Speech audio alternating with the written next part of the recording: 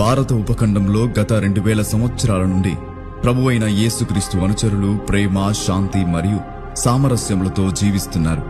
క్రీస్తు శకం 52లోనే యేసుక్రీస్తు యొక్క 12 మంది శిష్యుల్లో ఒకరైన సెయింట్ థామస్ గారు దక్షిణ భారతదేశపు కేరళ రాష్ట్రంలోని మలబార్ తీరానికి చేరుకున్నారు.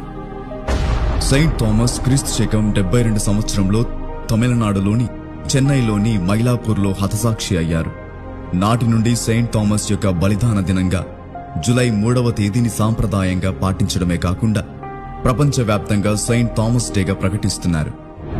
జూలై 3, 2021న యేసు ప్రభు యొక్క జాతీయ అనుచరులందరూ మరియు అన్ని నేపథ్యాలకు చెందిన చర్చిలు కలిసి జూలై 3వ తేదీని భారతీయ క్రైస్తవ దినోత్సవం మరియు యేసు భక్తి దినోత్సవంగా నిర్వహించాలని ప్రకటించారు.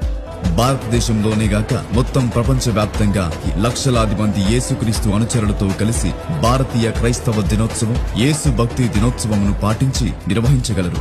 మీ పొరుగు వారిని ప్రేమించండి, సమాజానికి సేవ చేయండి, ప్రభువైన యేసును వేడుక చేయండి. భారతీయ క్రైస్తవ దినోత్సవం, యేసు భక్తి దివాస్. ప్రేమించండి, సేవ చేయండి, వేడుక చేయండి.